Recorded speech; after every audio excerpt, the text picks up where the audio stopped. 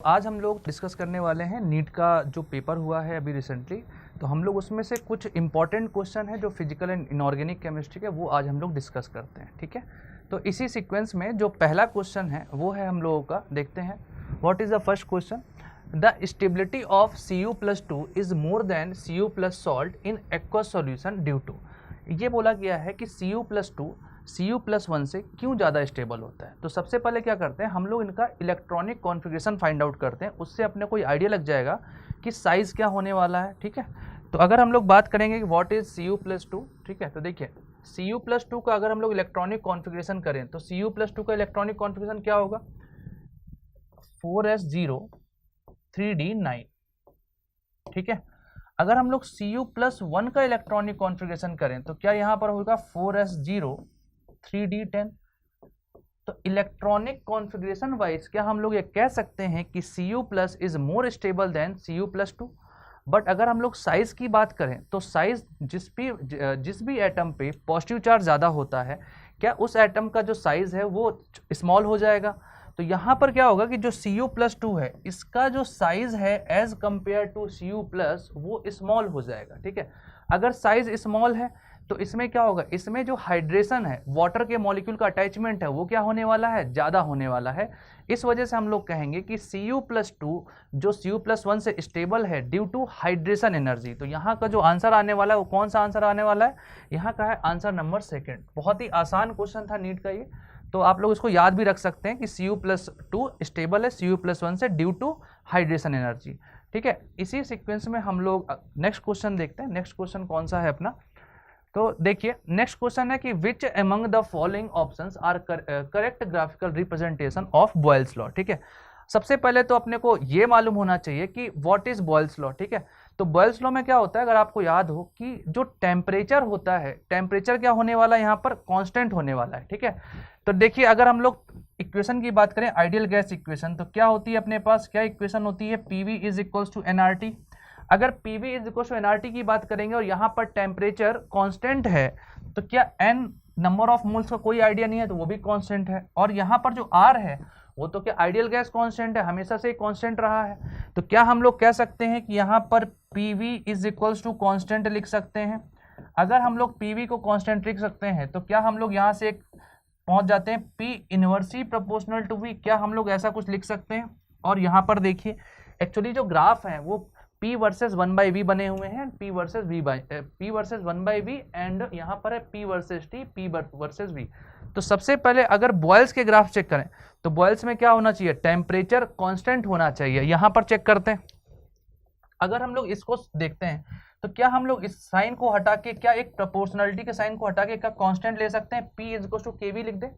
देखिए इक्वेशन क्या हो गई, y is equals to m into x, y is equal to mx हो गया। अगर y is equal to mx है, इसका मतलब क्या ये लाइन ओरिजिन से पास होने वाली है। तो देखिए ओरिजिन से पास होने वाली है तो बेसिकली ये वाला जो ग्राफ है ये तो आपका ग्राफ क्या हो गया, ये ग्राफ आपका गलत हो गया। ठीक है, अगर हम लोग बात करें ये ग्राफ गलत है, इसकी बात करते हैं फर्स्ट वाले की, तो फर्स्ट वाला में भी सही हो सकता है। ठीक है, अभी हम लोग क्रॉस चेक करते हैं।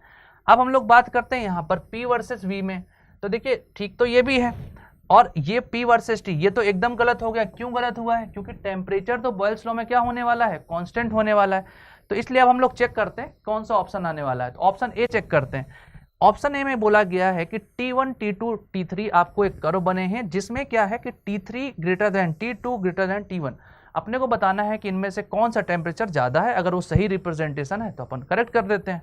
तो देखिए जब भी कभी ग्राफ के क्वेश्चंस हो और आपको वहाँ पर मैच कराना हो तो हम लोगों को कुछ नहीं करना है, एक लाइन खींचनी है।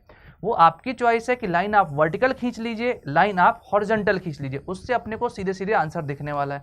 तो चलिए हम लोग एक काम करते हैं, एक लाइन खींचते हैं, हॉरिजॉन्टल लाइन खींच लेते हैं। देखिए जैसे ही आपने यहाँ पर हॉरिजॉन्टल लाइन खींची तो अपने पास क्या आ जाएगा, अपन कुछ ऐसा कर लेते हैं। देखिए तो ये 3 पॉइंट पे देखिए ये इधर पर हो गया है। ठीक है, तो देखिए इस लाइन पे क्या हो गया, हम लोग क्या कह सकते हैं कि वॉल्यूम कांस्टेंट हो गया है। ठीक है, अगर आप लोग चाहें तो आप वर्टिकल लाइन भी खींच सकते हैं, आपके पास मतलब दोनों ऑप्शन है। ठीक है, हॉरिजॉन्टल खींचिए, वर्टिकल खींचिए। तो देखिए एक पॉइंट तो ये है, एक पॉइंट ये है और एक पॉइंट ये है। तो देखिए क्या हम लोग कह सकते हैं यहाँ पर सबसे ज़्यादा वॉल्यूम है। ठीक है, और अगर यहाँ पर सबसे ज़्यादा वॉल्यूम है तो यहाँ पर टेम्परेचर क्या सबसे कम हो जाएगा, क्यों? क्योंकि ये इन्वर्सली प्रोपोर्शनल का साइन चल रहा है। इसका मतलब ऑप्शन ए बिल्कुल करेक्ट है। तो ये हो गया आपका आंसर। नीट का बहुत ही सिंपल क्वेश्चन था और ये ऑटोमेटिकली गलत हो चुका है क्योंकि option a single correct option है। ठीक है, तो इसका आंसर क्या आ गया? आपका आंसर नंबर आ गया फर्स्ट। ठीक है, तो इसी सीक्वेंस में हम लोग नेक्स्ट क्वेश्चन ट्राई करते हैं। तो देखिए नेक्स्ट क्वेश्चन है कि आपको एक ऑर्गेनिक कंपाउंड गिवन है जिसमें नाइट्रोजन है, सल्फर है, ठीक है, एंड उसके बाद वो which give blood red colour with Fe+T due to the formation. अपने को एक कंपाउंड बताना है जिसमें Fe आना चाहिए, ठीक है, जिसमें सल्फर आ रहा है, जिसमें आपके पास नाइट्रोजन आ रहा है और बेसिकली ऑर्गेनिक कंपाउंड बोला गया है तो कार्बन आ रहा है, और इसकी हेल्प लेके अपने को एक ऐसा कंपाउंड बनाना है जो क्या करे, आपको ब्लड रेड कलर आपका फॉर्मेशन कर दे। ठीक है, तो सबसे पहले देखिए अपने को क्या क्या रिक्वायरमेंट है। अपने पास है Fe, अपने पास है सल्फर, अपने पास है कार्बन, अपने पास है नाइट्रोजन। इन सब से मिलकर बेसिकली एक कंपाउंड कुछ आपको ऐसा बन गया है। ठीक है, अब आपको मालूम होना चाहिए कि जो Fe है, Fe क्या है? Fe+3 चार्ज शो कर रहा है, और जो HCN होता है ये -1 शो करता है।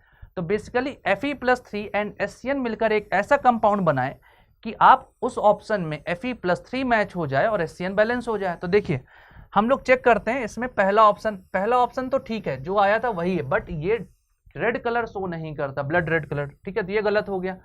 यहाँ पर ये वाले में बात करते हैं तो देखिए ये भी सही नहीं है और ये वाला भी ठीक नहीं, क्योंकि यहाँ तो वाटर आ रहा है, मतलब वाटर मीन्स हाइड्रेट सॉल्ट आ रहा है। तो इसका जो एक्चुअल आंसर आएगा वो कुछ ऐसा आएगा कि देखिए Fe पे चार्ज कितना आना चाहिए? +3। और अगर हम लोग इस वाले ऑप्शन को चेक करें तो क्या अच्छे से देखिए यहाँ पर, क्या हम लोग यहाँ पर कह सकते हैं कि ये आने वाला है आपका +2। ठीक है, तो देखिए Fe पे चार्ज हो गया x, ठीक है, HCN पे चार्ज कितना है? -1।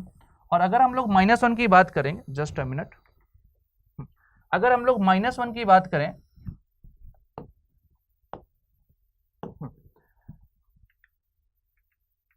ठीक है, x -1 इज इक्वल्स टू +2।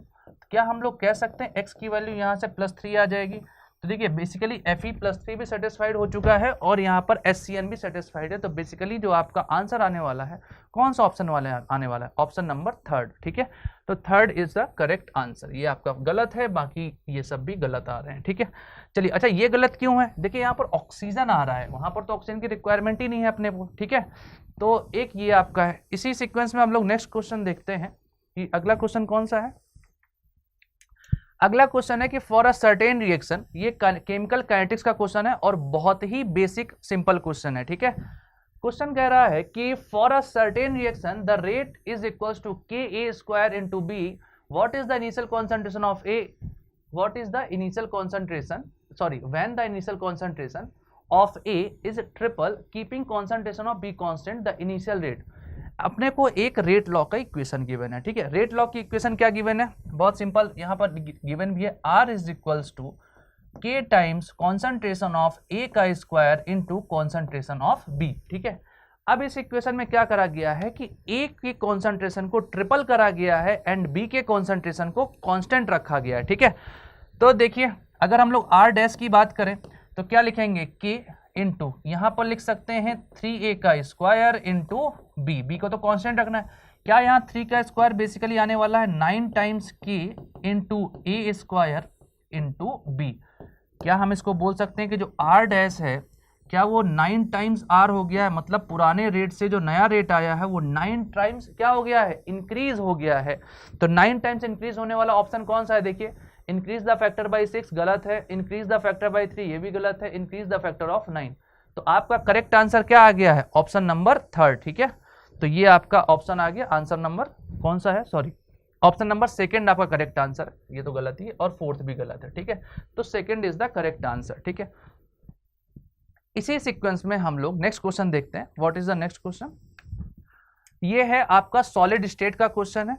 और सॉलिड स्टेट की बात करेंगे तो जैसा कि आपको पता होगा कि एनसीईआरटी से सॉलिड स्टेट आपको हटा दिया गया है 12th क्लास से, बट नीट के लिए, जेईई मेंस के लिए सॉलिड स्टेट से क्वेश्चन आना लगभग कंपलसरी होता है। तो चलिए बहुत सिंपल सा है, हम लोग देखते हैं क्या क्वेश्चन है। क्वेश्चन है आपका कि a compound is formed by 2 element A and B। ठीक है, एक कंपाउंड है A और B से मिलकर बन रहा है। सबसे पहले लिख लेते हैं, ये A है, ये यहाँ पर B है। ठीक है, उसके बाद है कि the element B forms cubic close packed structure and atom A occupy 1/3 of tetrahedral voids. ठीक है, if the formula of compound AXBY then find the value of x plus y is. अपने को क्या करना है, अपने को सबसे पहले आपको नंबर ऑफ एटम्स पता होना चाहिए कि नंबर ऑफ एटम्स कितने कितने होते हैं। ठीक है, तो चलिए देखते हैं। अगर हम लोग नंबर ऑफ एटम्स की बात करें तो सबसे पहले नंबर ऑफ एटम्स कितने हैं, ए जो है वो कहां पर है आपका, ए है आपका क्यूबिक। ठीक है, and sorry the element B है आपका क्यूबिक और ए ऑक्यूपाई 1/3। तो देखिए जो क्यूबिक है तो क्यूबिक में नंबर ऑफ एटम्स कितने होते हैं, 4। अगर क्यूबिक में नंबर ऑफ एटम्स 4 होते हैं तो क्या हम लोग कह सकते हैं कि जो ए है, ए में 1/3 है। अगर ए में 1/3 है तो सबसे पहले क्यूबिक का डबल क्या हो जाएगा, टेट्राहेड्रल वॉइड्स। तो क्यूबिक का डबल टेट्राहेड्रल वॉइड्स हो गया है तो हम लोग क्या बोलेंगे, सबसे पहले 8 लिखेंगे और उसका 1/3 कर दिए। तो क्या यहाँ से नंबर ऑफ एटम 8/3 आ गया है। ठीक है, तो क्या बेसिकली अपने पास जो कंपाउंड आया है उसे हम लोग लिख सकते हैं ए 8/3 B4। क्लियर है। ठीक है, अब देखिए अब हम लोग क्या करते हैं, सबसे पहले एक ऐसा इसको क्रॉस मल्टीप्लाई कर लेते हैं क्योंकि अपने को क्या करना है, ऐसा नंबर चाहिए। बेसिकली जो स्ट्रक्चर होता है फॉर्मूले का वो हमेशा एक इंटीजर चाहिए, 8/3 ठीक नहीं है। तो हम लोग ने क्या करा, 3 से मल्टीप्लाई करा। जैसे 3 से मल्टीप्लाई करा तो ये हो गया A8 और ये हो गया B12। ठीक है, 3 से मल्टीप्लाई करने पर। बट अपने को क्या चाहिए, अपने को सबसे सिंपलेस्ट फॉर्मूला चाहिए। तो सिंपलेस्ट फॉर्मूला अपन ने क्या करा, फिर 4 कॉमन निकाल दिया। तो 4 कॉमन निकाला तो कंपाउंड बन गया A2B3। और देखिए बेसिकली AXBY है ना, तो यहाँ पर x की वैल्यू कितनी आ गई, x की वैल्यू आ गई है 2, y की वैल्यू आ गई है 3। तो अगर हम लोग को x प्लस वाई चाहिए तो x प्लस वाई की वैल्यू कितनी आने वाली है, 5। तो x प्लस वाई की वैल्यू आ गई है 5। और 5 ऑप्शन कहाँ पर आ रहा है, देखिए 5 ऑप्शन आ रहा है आपका ऑप्शन नंबर 4। तो 4th option is the correct answer. ठीक है, चलिए फिर हम लोग अगला क्वेश्चन देखते हैं। अगला क्वेश्चन है आपका homoleptic complex form a following complex is. ठीक है, होमोलैप्टिक क्या होता है, होमोलैप्टिक का बहुत सिंपल सा कॉन्सेप्ट ये है कि जब भी कभी सेंट्रल एटम से एक ही टाइप के लिगेंड अटैच हो, ध्यान से सुनिएगा, सेंट्रल एटम से सिंगल टाइप के लिगेंड जब अटैच होंगे उस कंपाउंड को हम लोग क्या बोलेंगे, होमोलैप्टिक। ठीक है, तो देखिए अगर हम लोग ए ऑप्शन की बात करें तो ए ऑप्शन क्या है आपका, ए ऑप्शन है आपका डायामीन क्लोराइडो नाइट्राइटो एन। तो बेसिकली यहाँ पर एमाइन आ गया, सबसे पहले NH3 भी आ गया, इसके पास क्लोरीन भी आ गया है। इसका मतलब क्या यहाँ पर लिगेंड एक से ज्यादा टाइप के हो गए, तो वैसे ही गलत हो गया। ठीक है, अगर हम लोग ऑप्शन नंबर सेकंड की बात करें तो ऑप्शन नंबर सेकंड क्या है, पेंटा एमाइन। तो एमाइन मतलब NH3 एंड कार्बोनेटो। ठीक है, बेसिकली क्या यहाँ पर भी 2 टाइप के लिगेंड आ गए, ये भी गलत हो गया। कुछ ऑप्शन नंबर थर्ड चेक करिए, ट्राई एमाइन। 3 तो एमाइन हो गए हैं और ट्राई एक्वा, यहाँ पर NH3 भी आ गया है, यहाँ पर एक्वा मीन्स वाटर भी आ गया है, H2O। तो NH3 H2O क्या 2 टाइप के लिगेंड आ गए, ये भी गलत हो गया। तो देखिए 3 तो गलत हो चुके हैं, तो ये कंफर्म है कि अब चौथा वाला ही आंसर होने वाला है। बट फिर भी चेक कर लेते हैं। देखिए पोटेशियम ट्राई ऑक्सिलेटो, अब आप कहोगे कि सर पोटेशियम भी तो आया है, हाँ बिल्कुल आया है, लेकिन पोटेशियम लिगेंड्स नहीं है। पोटेशियम आयोनाइजेशन स्पेयर में प्रेजेंट होता है। अगर आप इसका वो बनाना चाहें तो एल्यूमिनेट थर्ड, देखिए ये हो जाएगा Al और ये हो जाएगा C2O4 का होल थ्राइस। और आपको पता है कि C2O4 पे जो चार्ज होता है -2 होता है, तो -2 × 3 कितना हो गया, -6, राइट साइड में गया +6। और उस +6 को बैलेंस करने के लिए बाहर कितना आएगा, यहाँ पर आ जाएगा K3। तो बेसिकली जो 4th ऑप्शन है वो है K3 AlC2O4 का होल थ्राइस। और इसी के साथ देखिए क्या ये सेम टाइप के लिगेंड है, बिल्कुल तीनों सेम है। तो यहाँ पर आंसर क्या आने वाला है, यहाँ पर आपका आंसर आने वाला है K3AlC2O4 का होल थ्राइस, ऑप्शन नंबर 4। तो option number 4 is the correct answer. ठीक है, चलिए ये भी क्वेश्चन जो अगला है ये आपका केमिकल बॉन्डिंग का क्वेश्चन है, बहुत ही बेसिक क्वेश्चन है। और आपको इसे याद रखने का बहुत सिंपल सा तरीका था कि जब भी कभी अपन 2 पार्ट में डिवाइड करते हैं बॉन्ड ऑर्डर वाले फॉर्मूलेस को, बेसिकली एमओटी को, मॉलिक्यूलर ऑर्बिटल थ्योरी। एक होता है कि जब आपके टोटल इलेक्ट्रॉन 14 या 14 से कम हो, एक 14 से ज्यादा हो। ठीक है, और जो एमओटी है वो एमओटी कहां तक वैलिड है, एमओटी आपका वैलिड होता है molecular orbital theory up to 20 electron. ठीक है, तो देखिए 20 इलेक्ट्रॉन की अगर हम लोग बात करेंगे तो सबसे पहले देखिए क्या यहाँ पर N2 है, और N2 के टोटल नंबर ऑफ इलेक्ट्रॉन्स होते हैं कितने 14, ठीक है। और आपको अगर हम लोग बात करें कि 14 इलेक्ट्रॉन है तो सबसे सिंपल आपको याद रखने का तरीका क्या है, 20 को याद करने का तरीका है आपको 2 1 2 1, ठीक है। 2 1 2 1 क्या है, 2 1 2 1 का मतलब ये है कि देखिए सबसे पहले आपको पता है कि वन साइड 1s आता है, दूसरे साइड 1s आता है, फिर बॉन्डिंग होती है, फिर 2s आता है। तो बेसिकली जो शुरू के 4 ऑर्बिटल्स हैं sigma 1s sigma star 1s sigma 2s sigma star 2s, ये तो हमेशा सेम रहने वाले हैं, ये कभी चेंज होने वाले नहीं हैं। लेकिन इसके बाद है तो जो 14 तक अलग डेटा है, 14 के बाद अलग डेटा है। तो 14 तक का डेटा क्या है 2 1 2 1, इसका मतलब सिग्मा स्टार 2s के बाद पाई ऑर्बिटल आएंगे, पाई के बाद पाई के 2 आते हैं, देन सिग्मा, देन पाई और देन सिग्मा, ठीक है। तो देखिए यहाँ पर देख लेते हैं, सबसे पहले यहाँ तक तो देखिए सिग्मा स्टार 2s तक तो सब कुछ सेम चल रहा है, कोई दिक्कत नहीं है। अब अपने को चेक करना है 2 1 2 1, तो देखिए बेसिकली ये 1 2 2 1, तो बेसिकली क्या ये गलत हो गया। अपने को क्या चेक करना है 2 1 2 1 चेक करना है एनर्जी ऑर्डर का।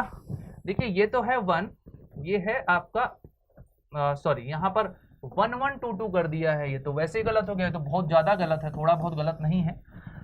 सी ऑप्शन देखिए, सी ऑप्शन है आपका 2 2 1 1, ये भी गलत है। लास्ट वाला ऑप्शन क्या आ रहा है आपका, लास्ट ऑप्शन आपका आ रहा है 2 1 2 1। देखिए स्टार्टिंग के जो 2 ऑर्बिटल हैं पाई और सिग्मा वाले वो बॉन्डिंग ऑर्बिटल हैं, उसके बाद के जो 2 हैं वो एंटी बॉन्डिंग ऑर्बिटल हैं।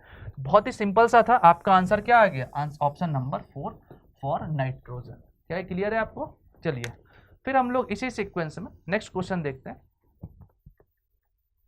नेक्स्ट क्वेश्चन है आपका कि talking stability as the factor which one of the following represent correct relationship.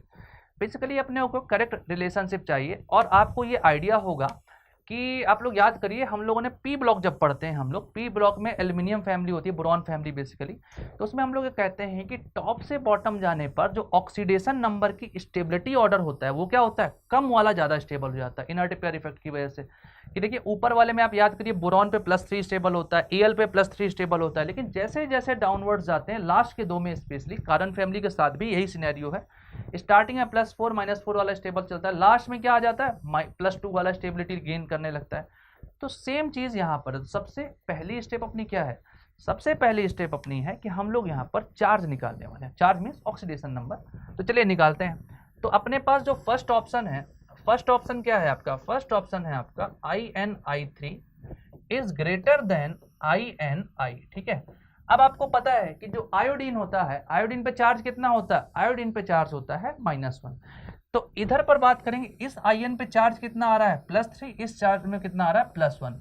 और ये सीरीज आपको याद होगा बोरॉन फैमिली की सीरीज है, जो कि आपको ट्रिक से याद होती है कि बैगन आलू गाजर इन थैला, अपन लिख भी देते हैं यहाँ पर देख लीजिए, बैगन आलू गाजर इन थैला, ठीक है। तो बेसिकली ये दोनों एलिमेंट के बारे में इन्होंने स्टेबिलिटी पूछी है, और ये दोनों एलिमेंट कौन सा स्टेबल, मतलब किस चार्ज पे स्टेबल होने वाले हैं, ये दोनों स्टेबल होने वाले हैं आपके +1 में, ठीक है, क्योंकि बोरॉन फैमिली पे चार्ज होता है वो होता है +3।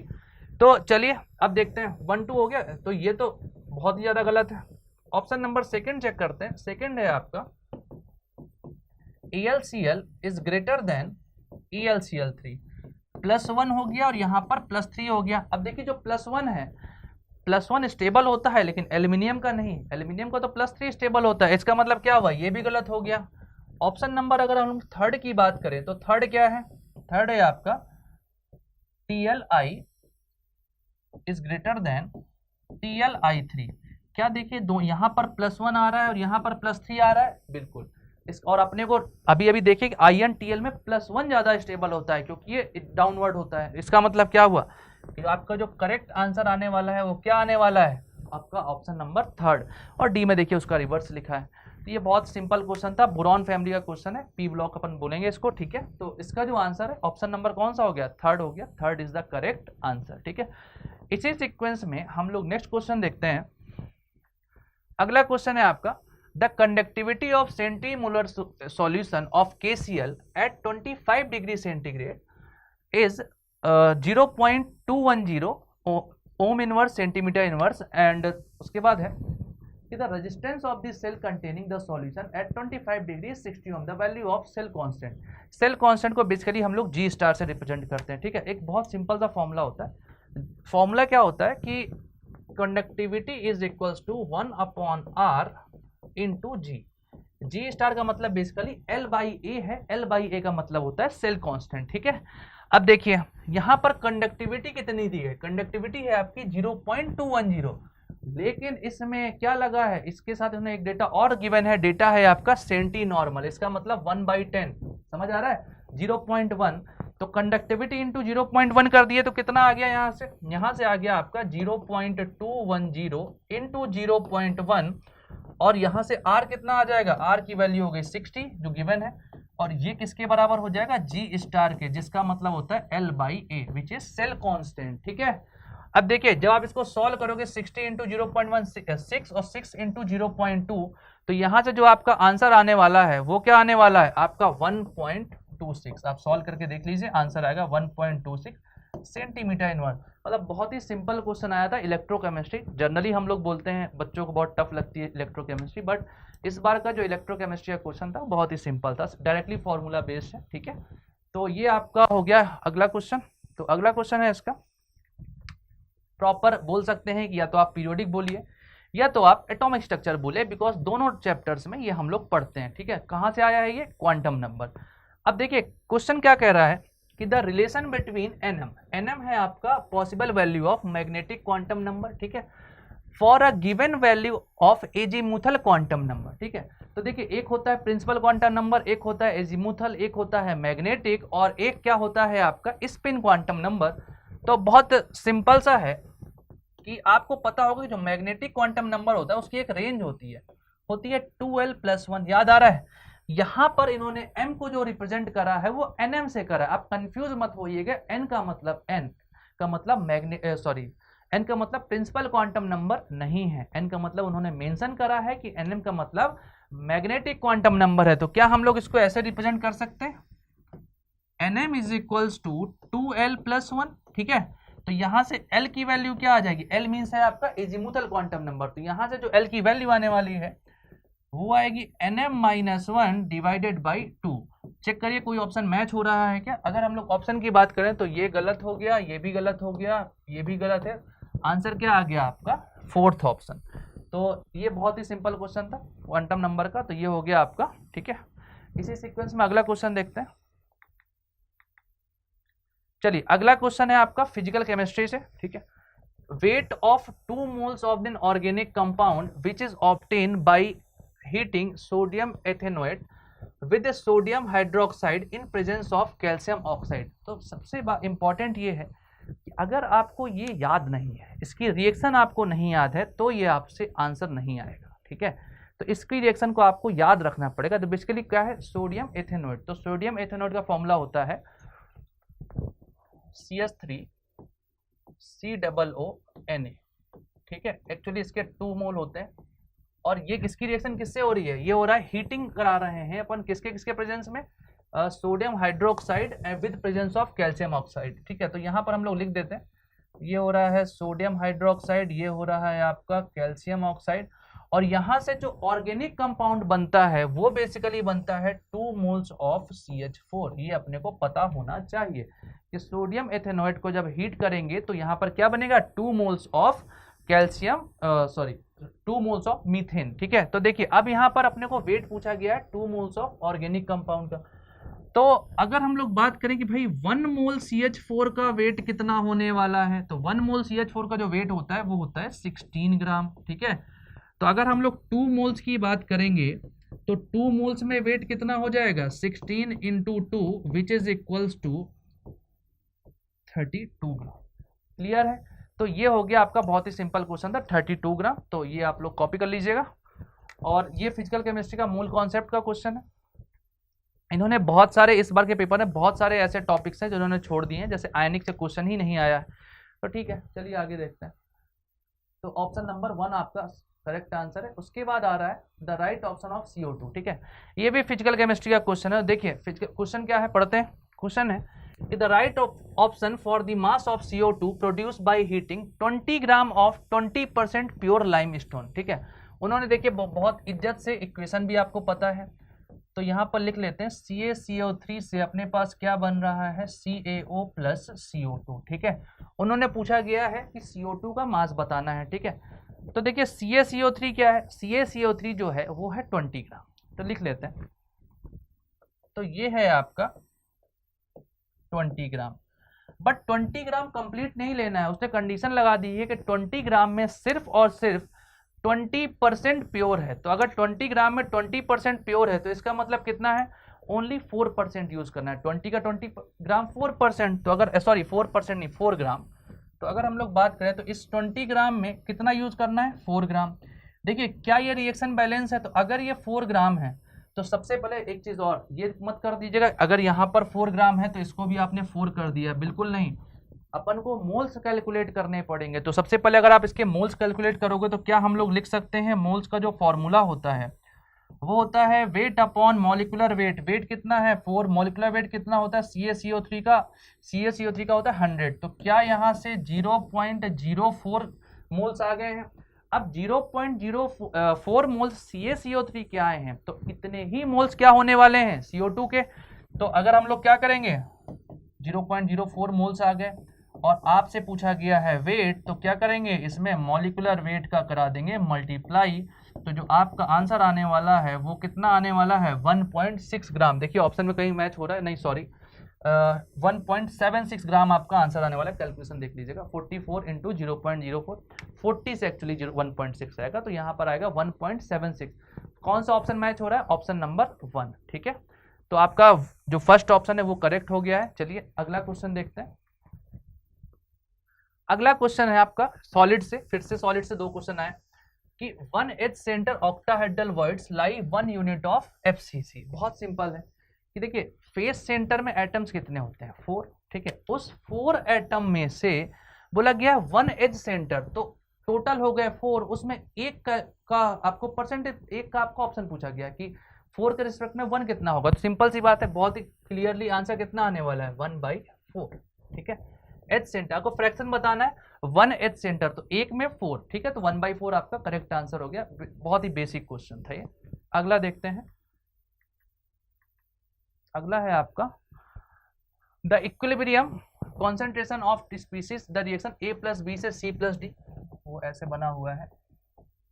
ठीक है, A + B से C + D जा रहा है, उसमें मोल्स गिवन है आपको 2, 3, 10, 6 और आपको रिस्पेक्टिवली, और आपको बताना है एट 300 केल्विन में डेल्टा जी की वैल्यू बतानी है आपको, तो कोई दिक्कत नहीं है। तो देखिए डेल्टा जी की वैल्यू अगर बतानी है तो आपने एक फॉर्मूला पढ़ा होगा, delta G is equals to -RT ln के। ठीक है, ln से लॉग जाएंगे 2.303 कर लेंगे, तो अपन स्टार्टिंग में चल देते हैं 2.303 को लेके। तो देखिए फॉर्मूला लिखते हैं, delta G is equals to -2.303 RT log के।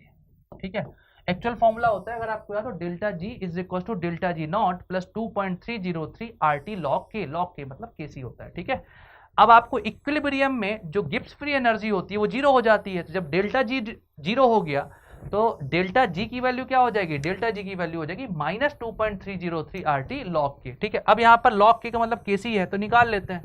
तो KC का फॉर्मूला क्या होता है, KC का जो आपका फॉर्मूला होता है वो होता है आपका प्रोडक्ट अपॉन रिएक्टेंट।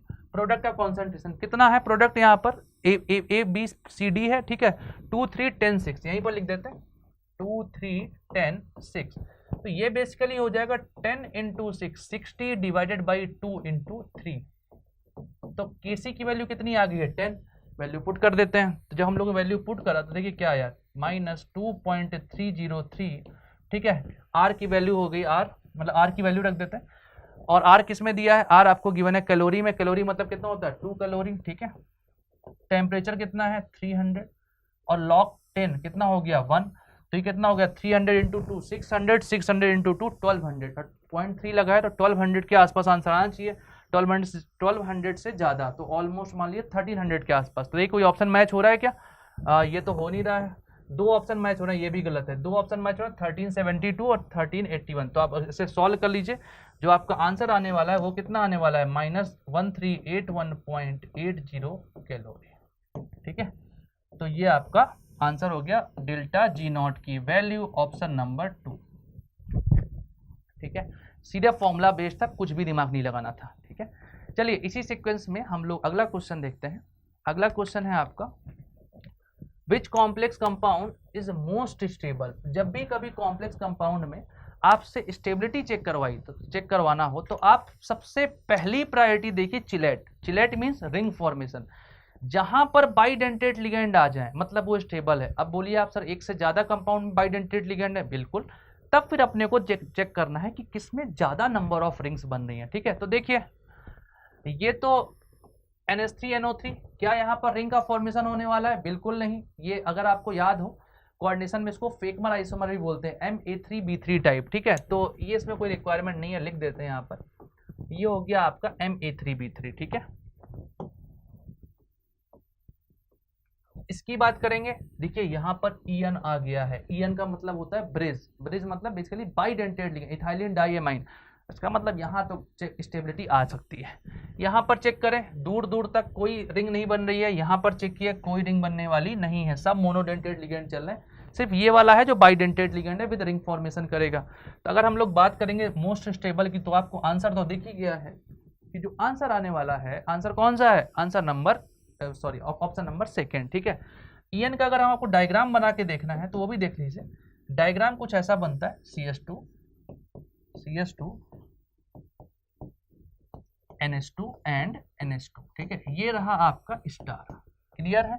अब देखिए इस स्टार का मतलब ये है कि ये अपना लोन पेयर सेंट्रल एटम को डोनेट करने वाला है। क्लियर है? और देखिए आप गौर से देखिएगा, ये एक इस टाइप का रिंग का फॉर्मेशन हो जाएगा, और रिंग का फॉर्मेशन हो गया, इसका मतलब ये मोस्ट स्टेबल हो गया। तो ऑप्शन नंबर कौन सा आ गया? Option number second is the correct answer. ठीक है, तो चलिए इसी सीक्वेंस में हम लोग अगला क्वेश्चन देखते हैं। चलिए अगला क्वेश्चन है आपका रेडॉक्स का है, on balancing the given redox reaction. ठीक है, अपने को क्या करना है? बैलेंसिंग करना है, और उसमें ABC से वैल्यू निकालनी, ABC की। तो इसको हम लोग शॉर्ट ट्रिक से कर लेते हैं, बेसिकली जिसको हम लोग ऑक्सीडेशन नंबर मेथड बोलते हैं। तो लिख लेते हैं यहाँ पर, फिर सॉल्व करते हैं। देखिए यहाँ पर गिवन है Cr2O7-2 plus SO3-2 plus H plus. और आप लोग एक चीज और याद रखिएगा, कभी भी आपको बैलेंसिंग के क्वेश्चन ना सॉल्व नहीं करने। आप ऐसा समझो कि चारों ऑप्शन को चेक कर लीजिए, हिट एंड ट्रायल, मतलब पुट करके देख लीजिए, जहां पर भी आपका ऑप्शन मैच हो जाए वही आपका क्या हो जाएगा? आंसर हो जाएगा। क्यों जबरदस्ती का सॉल्व करना? अभी तो क्वेश्चन बहुत इजी है, तो सॉल्व कर सकते हैं। तो देखिए अगर हम लोग बात करेंगे सबसे पहले, तो यहाँ पर चार्ज कितना आ रहा है? यहाँ पर चार्ज आ रहा है आपका प्लस का 6, यहाँ पर चार्ज आ रहा है प्लस का 4, यहाँ पर चार्ज आ रहा है प्लस का 3, यहाँ पर चार्ज आ रहा है आपका प्लस का 6। Charge means oxidation number. ठीक है, तो देखिए अब अपने को क्या करना है? 6 से कहाँ जा रहा है? 6 से जा रहे हैं 3, चेंज हुआ 3 का, बट कितने क्रोमियम है? 2, तो नेट चेंज कितना हो गया? 3 × 2 विच इज इक्वल्स टू 6।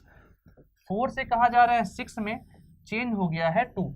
और ऑक्सीडेशन नंबर में अगर आपको याद हो, हम लोग क्या करते हैं? क्रॉस मल्टीप्लाई करते थे, राइट? तो क्रॉस मल्टीप्लाई करने में क्या करना है? जो जिसका ऑक्सीडेशन हो रहा है उसका मल्टीप्लाई लेफ्ट साइड, मतलब उसके अपोजिट में, और जिसमें रिडक्शन हो रहा है उसका मल्टीप्लाई उसके अपोजिट में। ठीक है, तो देखिए यहाँ पर है 6, तो 6 का मल्टीप्लाई आप यहाँ पर कर दीजिए। ठीक है, यहाँ पर चेंज आया है 2 का, तो 2 का मल्टीप्लाई आप यहाँ कर दीजिए। ठीक है, उसके बाद अब हम लोग चलते हैं, अगला है, ये हो गए, यहाँ पर फिक्स कर देते हैं। ठीक है, अब इसको देख के मेन एटम को बैलेंस करते हैं। तो कितने क्रोमियम है यहाँ पर? 4, तो यहाँ पर क्या आ गया? 4। कितने सल्फर है यहाँ पर? 6, तो यहाँ पर क्या आ गया? 6। अब हम लोग काउंट करेंगे। इसके बाद मेन एटम को बैलेंस करने के बाद हम लोगों को चेक करना है कि आप क्या करने वाले हैं? हम लोग चेक करेंगे कि भाई ऑक्सीजन काउंट करते हैं। ठीक है, तो देखिए ऑक्सीजन कितने हैं? 2 × 7 14, 14 और 18 कितना हो गया? 32। यहाँ पर देखें 24, इसका मतलब क्या अपने पास 8 ऑक्सीजन की कमी है, और 8 ऑक्सीजन को बैलेंस करने के लिए अपने पास क्या लाना पड़ेगा? वाटर। तो यहाँ पर क्या हम लोग 8 वाटर लगा देंगे। अब 8 वाटर को बैलेंस करने के लिए क्या हाइड्रोजन आएगा? H+, तो H+ कितना आ रहा है? 8 × 2 16, तो यहाँ पर हम लोगों ने क्या लगा दिया है? 16 लगा दिया है। ठीक है, अब देखिए अगर 16 लगा दिया है तो अब हम लोग को एक्चुअली वैल्यू किसकी चाहिए? A, B एंड C की, यही वैल्यू चाहिए। ठीक है, अब देखिए, अब इसमें अगर हम लोग ऑप्शन चेक करें तो ऑप्शन नंबर क्या आ रहा है? 4। अब देखिए ये एक ऐसा है कि एक नंबर से डिविजिबल हो रहा है। कैसे? देखिए डिवाइड हो रहा है, 2 कॉमन लेके आप उड़ा दीजिए। जैसे ही आपने 2 कॉमन लिया तो यहाँ पर लिख देते हैं इससे लिखते हैं, यहाँ पर क्या आएगा 1, यहाँ पर क्या आएगा 3, यहाँ पर क्या आएगा 8, यहाँ पर क्या आएगा 2, 3, 4। समझ आ रहा है? तो देखिए आंसर क्या आ गया, ए की वैल्यू आ गई 1, बी की वैल्यू आ गई 3, सी की वैल्यू आ गई 8। तो ऑप्शन क्या आया 1, 3, 8। Fourth option is the correct answer. ठीक है, तो ये आपके कुछ अच्छे क्वेश्चंस थे जो अभी नीट के पेपर में कल आए थे आपके, फिर जो इसमें फिजिकल और इनऑर्गेनिक के जो अच्छे क्वेश्चंस है वो हम लोगों ने कवर कर लिए। रिमेनिंग पार्ट आपका ऑर्गेनिक भी डिस्कस करते हैं। ठीक है, तब तक के लिए थैंक यू वेरी मच।